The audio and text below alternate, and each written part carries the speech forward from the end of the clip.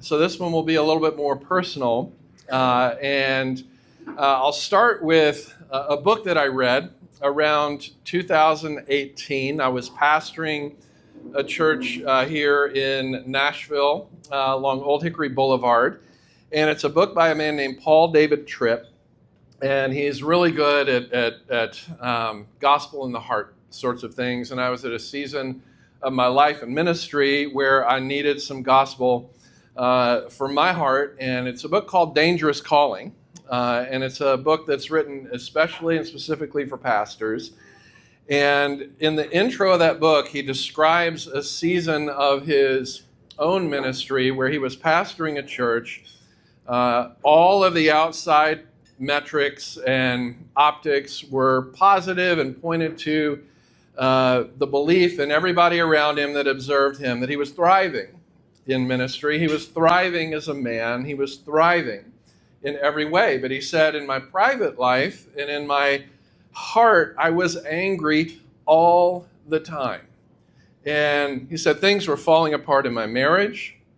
And he relayed a conversation that he had with his wife that became a turning point for them and for their marriage. It was sort of the moment where things turned for the good because they had gotten so bad.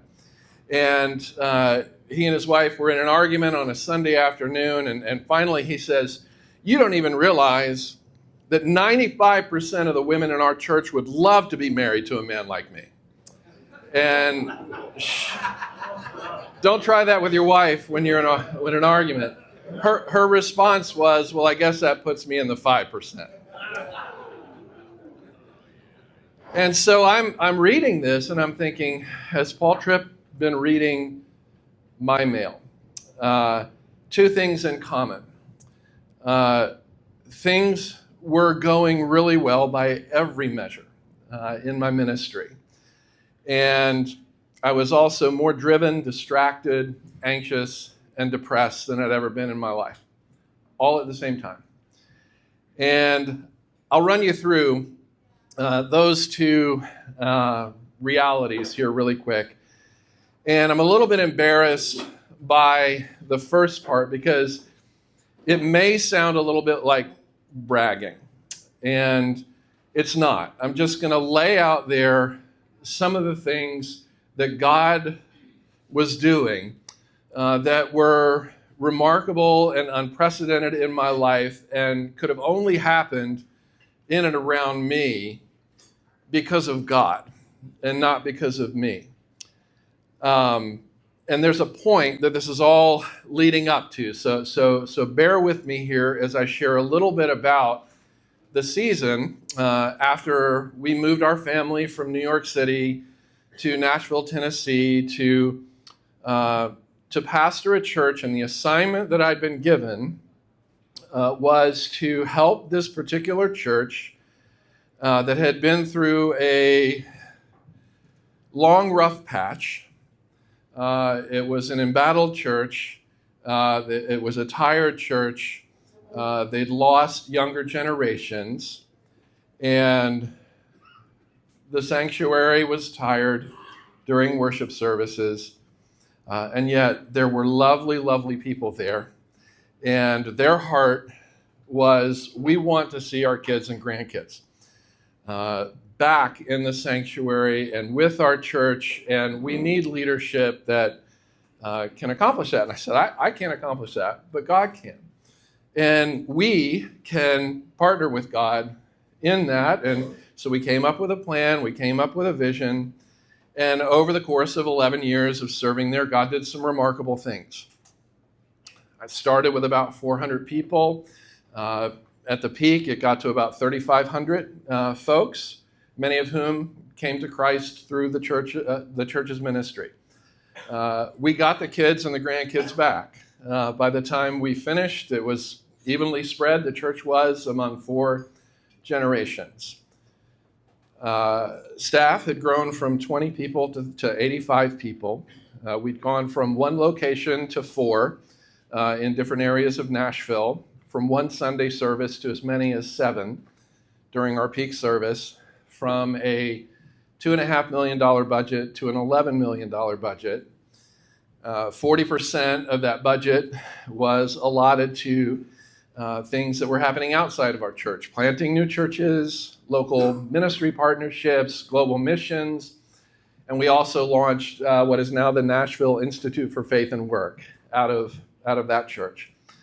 For me personally, during that season, and I struggle because I go to conferences and I always ask myself, why is it always the big church guys that do the speaking? Because there's so much to be learned from the guys who are grinding and doing things faithfully and quietly behind the scenes and don't make the headlines and don't write the books and don't get the conference invitations. And yet I think there's so much missing. There's so much missing on our Christian platforms when we don't put the humble, faithful, quiet servant up to tell his story. And that his credential is what, his primary credential is what Eugene Peterson would call a long obedience in the same direction. Now, what a lot of people don't know is Peterson stole that phrase from Friedrich Nietzsche, whose worldview we don't want to embrace, but Eugene Peterson redeemed that phrase. For me personally, during these 11 years, I had some very rare special opportunities. I was in a weekly Bible study at the Tennessee residence where the governor resides. I gave the inaugural message for his governor's inauguration and became the backstage chaplain at the Ryman Auditorium. I became a chapel speaker, regularly called upon chapel speaker for professional sports teams in Nashville and beyond. I became a keynote speaker to conferences all over the country. I was one of 4 pastors that was invited to be part of a think tank about how to, it's Os Guinness kind of stuff, about how Christians can meaningfully engage modern Western society with the gospel in thoughtful, meaningful ways. And there were 4 pastors. Everybody else was a nationally recognized journalist, politician, or scholar. I had 6 best-selling books when it was all said and done. Wrote those 6 books in 5 years while pastoring a megachurch. You starting to see a thread here? Workaholism, work addiction, ambition, never enough, etc. And then was compensated very generously, which I was very grateful. I say none of this to impress you. I say a lot of this to my shame that for a long stretch, because I was working out some father wounds for a lot of years, working 78 to 80 hours a week, getting on airplanes when I should have been at home, looking at my phone and my computer, making more eye contact with my phone and my computer than with my children and my wife. It was not good. Thriving on the outside, dying on the inside. That became a season for me. But what I'm really thankful for is that God has a way of protecting the people around a work addict like myself and bringing fruit to the situation anyway. And there's so much fruit to look back on personally and professionally from that season that God and God alone gets the credit and the glory for.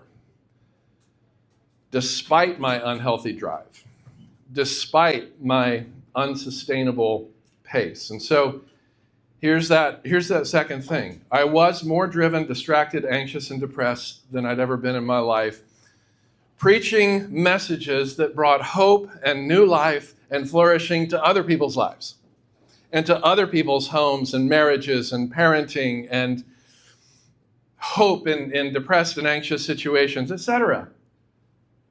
It's so ironic, and I don't think I have ever been a Judas. I don't think I'm reprobate. I don't think I'm a son of perdition like Judas, but there are parallels. Judas was alongside all the other disciples preaching the gospel. People were being converted through his ministry, and he wasn't converted himself. And there were certain things. I'd been converted to Christ. No question about that. But I had not been converted to the grace that I preached. to the degree that every Christian has the opportunity to be converted to the grace that we are under.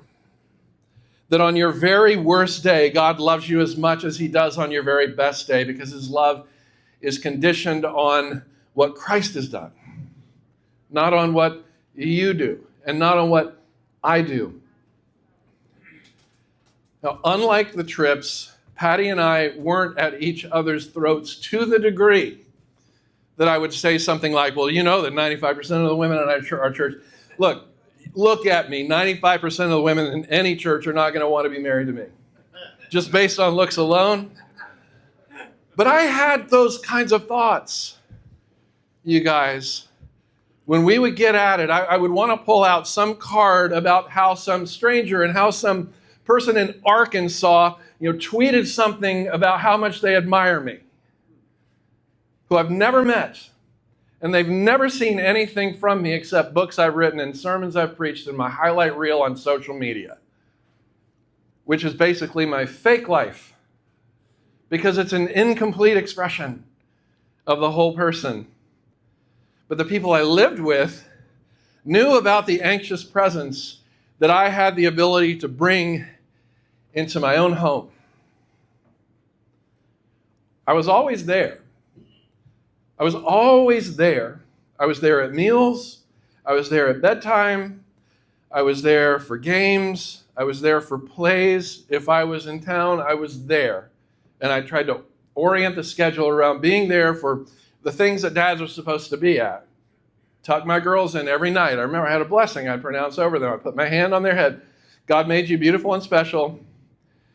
Don't you ever forget, and he loves you so much, and so does your dad. Don't you ever forget that. Every single night I would pronounce that blessing, and then I would check the box in my heart because I didn't do anything else. I wasn't consistent in really engaging and giving them the gift of time, giving them the gift of presence and unhurried boredom, which kids need from mom and dad in their formative years especially. But again, my eye contact was reserved primarily for the phone and the computer and the next invitation to this or to that. And eventually I hit a wall. I developed chronic insomnia, could hardly sleep. My cortisol levels were through the roof.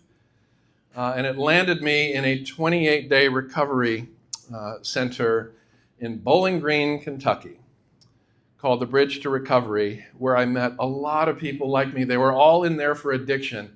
And none of us were addicted to substances. None of us were addicted to drugs or alcohol in our program. We were addicted to ambition.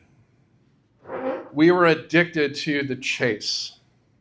We were addicted to adrenaline. And that's where I got my life back. That's where I learned that winning, achieving, and building are nice bonuses, but they are not the substance of a healthy, flourishing life.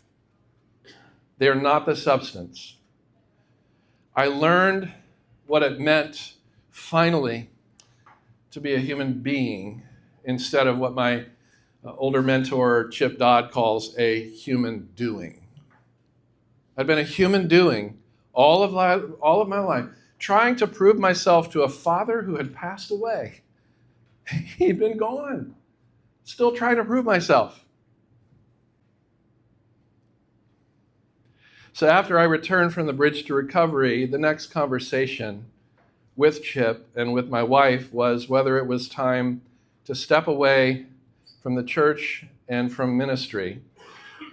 And it's too difficult to untangle the patterns that I helped create for myself and for the staff that I had the privilege of leading. But suffice it to say, it was time to step away. So I did that in 2023. One of the hardest things I've ever done because I love that church dearly. The ministry that God had enabled us to build together was one of the greatest experiences and honors of my life, those 11 years. And I'll just say, I don't know if any of this is helpful to you personally and intersects with your story. But I want I want to spend this last bit on a couple of anchors that have been extremely helpful to me in my season of recovery, which, as the recovery people will tell you, is the rest of your life. There's a start date, but there's not an end date to your recovery. And the healthiest Christians know themselves to be people in recovery. We're unfinished until Jesus takes us home. We're unfinished until Jesus takes us home. And so there's the hard news. We're unfinished, but there's a prevailing good news that swallows up the hard news, and that is Jesus. All caps. He will get us there. He who began a good work in you will be faithful to complete it until the day of Christ Jesus. So the anchors are these. One is the man Jacob in the book of Genesis. Now, I don't make any presumptions about anybody in this room, but a lot of times, guys who are most drawn to other guys are also guys who have a painful father story on some level. Father wounds were the trigger, the ignition for most of my drivenness and distraction and anxiety and restlessness. Now, I want to honor my father. My father was dealt a bad hand himself. He had mother and father wounds of his own, and he carried those demons into his adult life, and without intending to, I don't think, he passed those demons on to his two sons. If you've ever seen A River Runs Through It, ever read East of Eden, very similar themes in those stories as in our upbringing, minus the pastor and church part in A River Runs Through It. And so one of the things I do in holiday seasons, especially spring break, fall break, is I avoid Instagram. Because during holidays, and I'm casting no shade on these families. I wish that this was my life sometimes. You've got 4 generations lined up on a beach, all happy, arm in arm. And, my brother and I have had that conversation of like, you know what? We've never had that story. We don't know what it's like to have that intergenerational joy in our own family. The church has become the replacement for that in a lot of ways. But he said, but my brother said to me once, we do have the opportunity, though, to be the grandpa in that picture someday. And to break generational patterns. And I hope that one of these days you're scrolling through Instagram in your old age and you'll see me there with my kids and grandkids, happy on the beach together.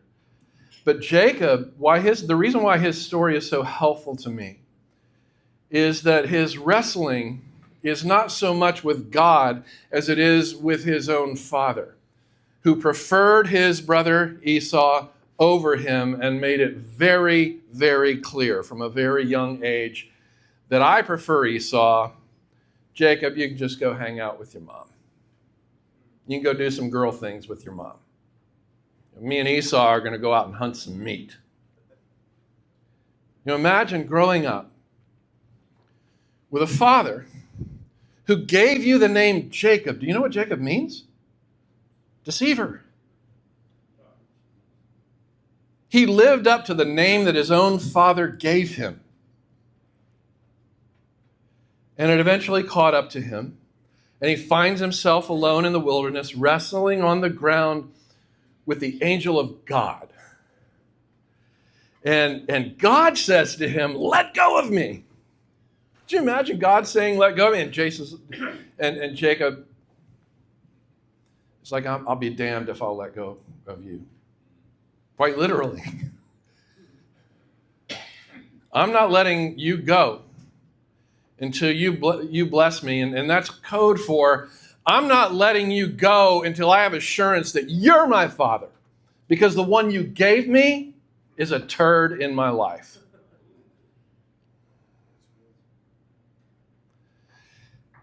And the Lord says to him, from this point forward, I'm naming you Israel. Your name is no longer deceiver. Your name is Israel. And I'm going to give you a limp to remind you of this moment. And that limp is going to be with you for the rest of your life. And God takes that limp that he gave to Jacob and turns it into Jacob's superpower. See why this is such a meaningful story to a guy like me and a guy with my story. Is anyone in here named Jacob or Jake? Anyone? Anyone got a son or a grandson named Jake? Nephew. All right, a nephew. We got a Jacob in here. We got a Jacob represented in here. Parents have been naming their sons after this guy for centuries, ever since. Just like they've been naming their sons after martyrs like Paul and Peter and so on, and James. Don't underestimate what God can do with your limp. The second anchor is a letter that was shared with me, that was written by an exceptional father to his own son, and his son was going through a rough patch, was dealing with some similar heartaches, with heartaches that are familiar to me and to my story. And so I'm like, you know what? I'm just going to take this letter as if from a surrogate father, and I'm going to make it my own. And I return to this letter, especially at low points. And it says this, my son, I continue to pray for you in the struggles that you face. I've been so helped as I've thought about some of the following things. I don't want you to ever forget that Moses stuttered, and David's armor didn't fit, and John Mark was rejected by Paul, and Hosea's wife was a prostitute, and Amos's only training for being a prophet was as a fig tree pruner. Jeremiah struggled with depression, and Gideon and Thomas doubted, and Jonah ran from God. Abraham lied miserably, and so did his child and his grandchild. These are real people who had real failures and real struggles and real inadequacies and real inabilities. And God shook the earth with them. It is not so much from our strength that he draws, but from his invincible might. I am praying that he will give you courage in this quality of his. Now, God gave me another little kiss this week. Any of y'all go to Cross Point? So Kevin Queen's a good friend of mine. Been friends for a lot of years. We did the pastor in Nashville thing together in a little cohort that we were part of for a good stretch. But Kevin just out of the blue calls me earlier this week and said, Scott, brother, I got a word for you. That's Kevin, right, Paul?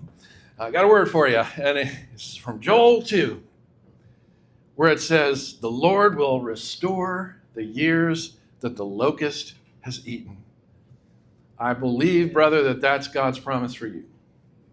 I'm like, you know what? I'm gonna take that, I'm gonna put it in my pipe and smoke it, and I'm gonna hold it close to my heart. That the Lord restores things that have been eaten up in our lives. And he even turns our limp into a superpower if we will accept our limp as such, just as Paul accepted his thorn in the flesh as his superpower. God has been doing a lot of restoration in my life, especially in the last 2 years. The very day after I resigned, I got a phone call from a friend named Donald Miller. Donald lives in Nashville, the Green Hills area, off of Tyne Boulevard, has this lovely carriage house at the top of the hill. It's a gathering space. And I went over to Don's, not knowing what was next in my life. And Don says, would it be okay with you if I told you that I had a wonderful plan for your life and shared that plan with you? And I said, well, I'm looking for wonderful and I'm looking for a plan at this point. So you caught me at a good moment. And, Don, who is known for being a builder of coaches and a coach to coaches, says, I want you to be my coach. And so what are you talking about? Wouldn't you mean you want to be my coach? He says, no, I want you to be my coach. Because the one thing I recognize in my life that is a need and that is a gap is a need and a gap for a lot of leaders like me. And that is a need for pastoring and shepherding and for somebody to remind us that what David Brooks calls the eulogy virtues are much more important, especially in this second half of life after the kingdom has been built, than what Brooks calls the resume virtues. It is the eulogy virtues, your character, love, joy, peace, patience, kindness, goodness, faithfulness, gentleness, and self-control. That's the Apostle Paul's take on eulogy virtues. It's your character. It's how you showed up with the people that God put in your path. Those are going to be the things that are talked about at your funeral. Nobody's going to talk about your resume.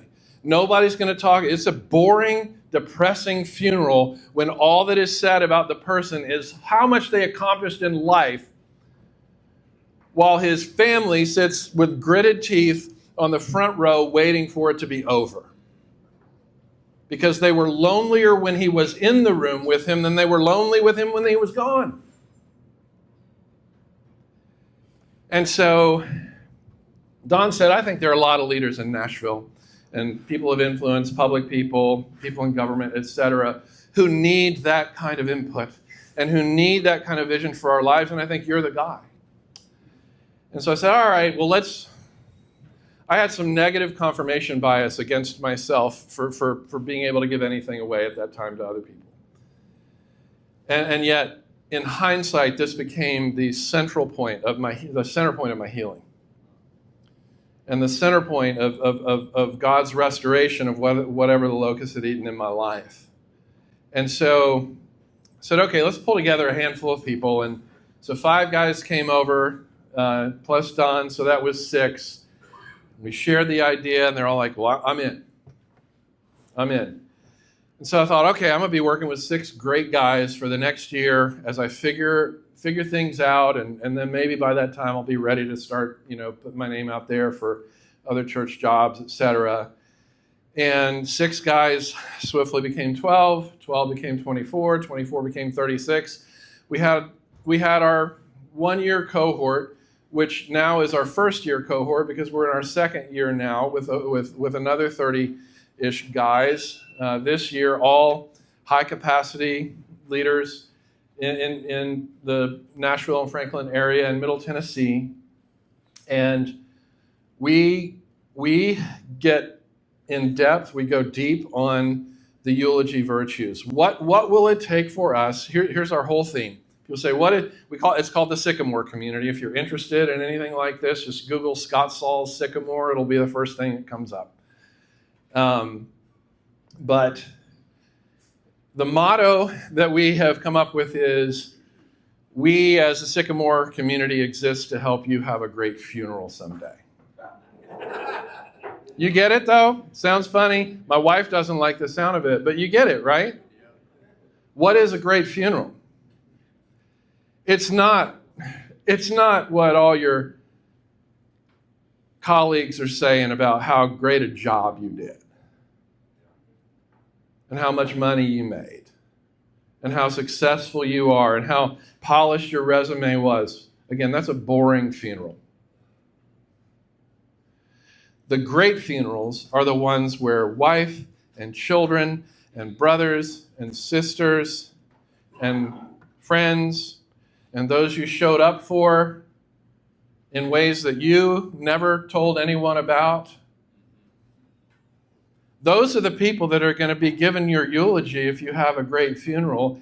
And those stories about how you showed up with love, joy, peace, patience, kindness, goodness, faithfulness, gentleness, and self-control. Oh, by the way, he did a great job at this or that or the other, but man, this is how I knew my dad.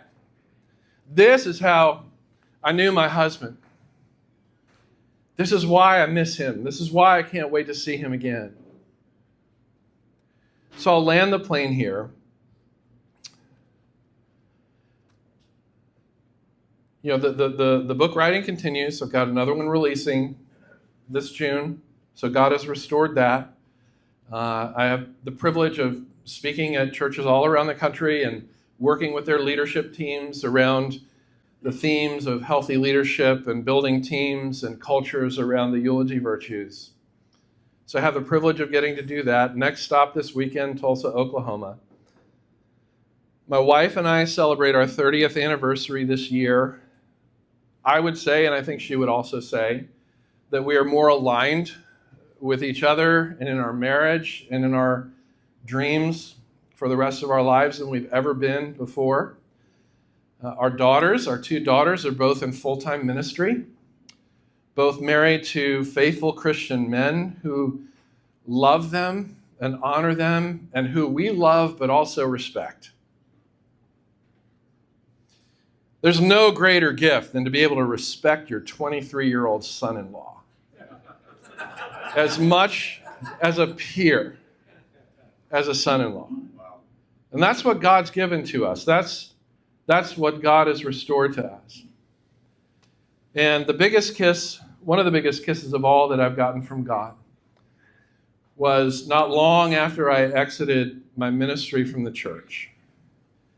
My wife sat down and relayed a conversation that she had recently had with one of our daughters who got the brunt of my anxious presence while they were growing up in my home and in our home. And my wife said, just a little word of encouragement for you.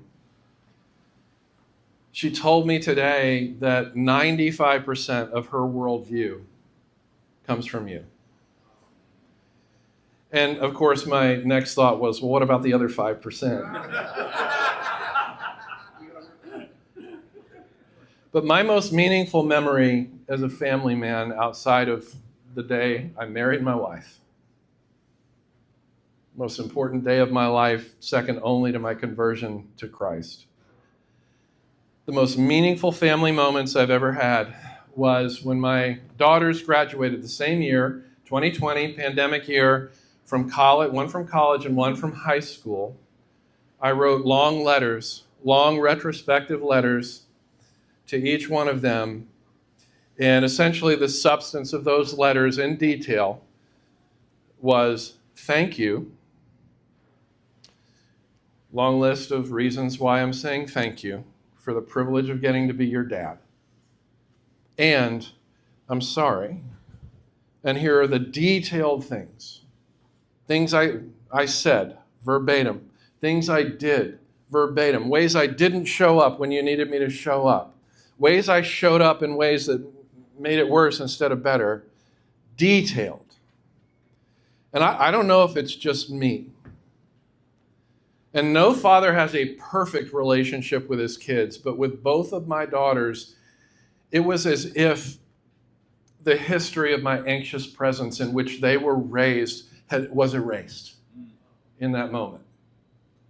The air is light between us. We connect on the deeper stuff of life. We FaceTime with our daughters on a regular basis. One's in New York, one's in Birmingham. And this is only to say, look, if you've got a story like that with your wife, and by the way, the rest of my life is an apology to my wife. The recovery people call it making amends. Don't show up just with words, show up with change. And I hope that's the reality that my wife would say she's experiencing in real time. So, speaking of funerals, it is a few minutes past my time, so I need to put this talk to rest. Thanks for having me.